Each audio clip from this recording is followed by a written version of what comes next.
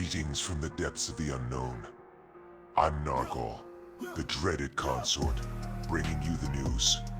Behold, Red Thread Game Studio, led by CEO Ragnar Tornquist, has achieved the impossible, turning Dustborn into a toxic wasteland praised by woke critics for its inclusive features and panned by gamers for being woke trash. Mostly panned overall. It's a feat worthy of being a post-apocalyptic movie. In a chaotic landscape where woke trolls dolls attack anything that is decent. All the while, a massive group of principled individuals comes together to create a strong community. They work together to tackle societal decay and create hope amid cultural conflict. As game journalists are frantically tapping away at their keyboards, expressing their frustration and disdain for gamers, whom they label as the worst, Ragnar likely finds himself scratching his head in confusion, pondering the situation. What happened? How couldn't he foresee the massive shitstorm of the internet's finest shitting on his game? A masterpiece of woke entertainment for the modern audience. What a joke. And if you thought things couldn't get weirder, buckle up because they just did. Ragnar defended his game, claiming it didn't fail and dismissing the criticism as attacks from all sides of the deplorable sphere of the political right-leaning crowd.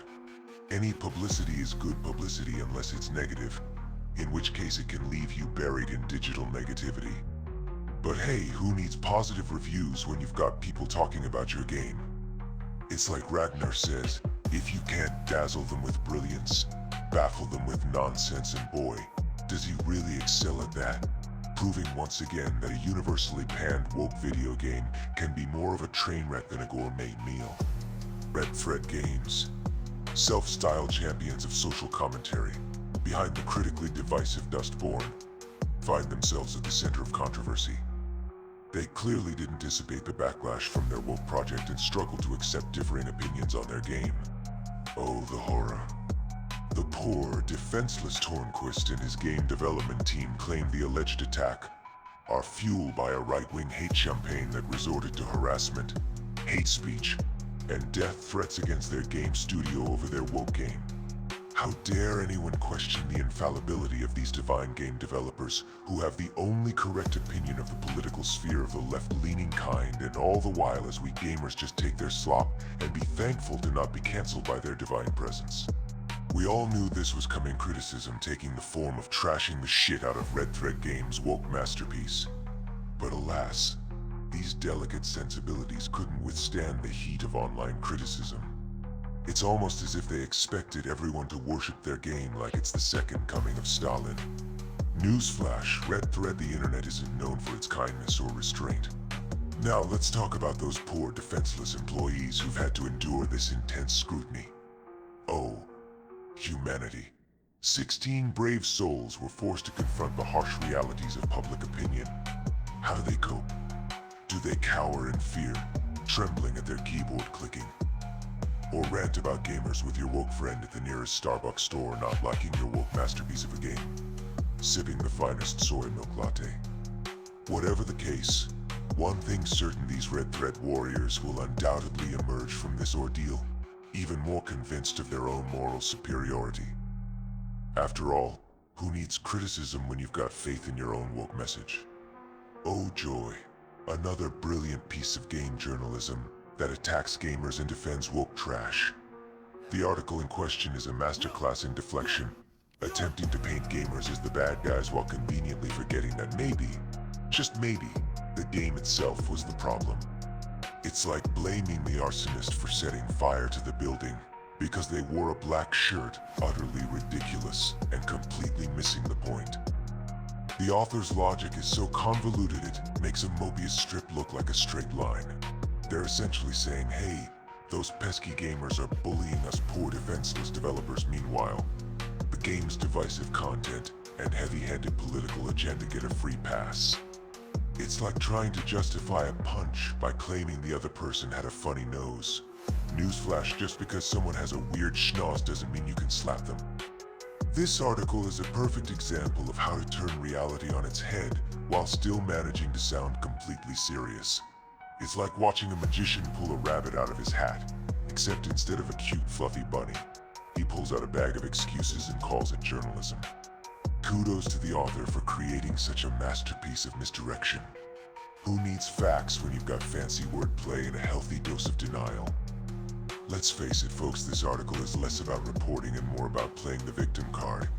It's like watching a toddler throw a tantrum because they didn't get their ice cream, but somehow convincing everyone that the kid is actually the adult here.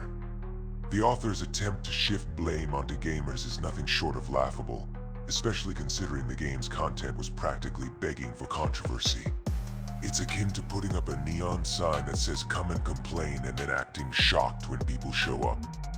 The article's narrative is so far-fetched it makes a conspiracy theorist look like a rational person. They're basically saying, we're innocent little lambs, and those naughty gamers are picking on us. Meanwhile, the real culprits are the game's shitty story, divisive gameplay elements, and heavy-handed politics. This piece of journalism is a masterclass in gaslighting. It's like trying to convince someone that black is white and up is down. The author's logic is so twisted it makes a pretzel factory jealous. They're essentially saying, those mean old gamers are bullying us poor defenseless developers, while conveniently forgetting that maybe, just possibly, the game itself was the problem. Ragnar Turnquist, the visionary leader of Dustborn, has left an indelible mark on the gaming world, mainly on the gaming world's collective cringe meter. His pearls of wisdom on race and diversity in the industry have been so profound that they have managed to offend everyone and satisfy no one at the same time. It's like he took every outdated stereotype, threw them in a blender, hit puree, and then served it up with a side of "I'm totally woke, bro." Imagine a world where a white guy in charge of a game about revolutionaries decides to lecture others about diversity.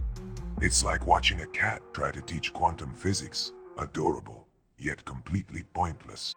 Turnquist's comments are so out of touch that they've inspired a new form of entertainment. Guess where this outdated opinion comes from?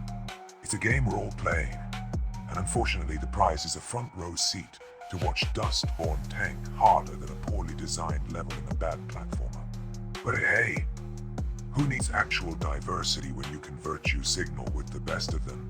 Turnquist's leadership style is like trying to solve a Rubik's Cube blindfolded while reciting Shakespearean sonnets. It's a spectacle that leaves everyone wondering what could possibly go wrong.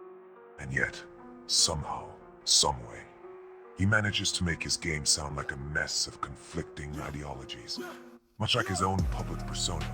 So here's to you, Ragnar. May your game be as inclusive as your understanding of the term, and may your future projects be as successful as your attempts at being relevant.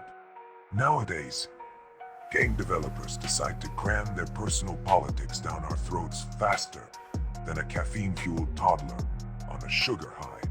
Welcome to Dustborn, where the line between gameplay and propaganda pamphlet is blurrier than a politician's promises. It's like they took every hot take from Twitter, mixed it with some half-baked game design, and served it up with a side of "we're edgy and care about feelings."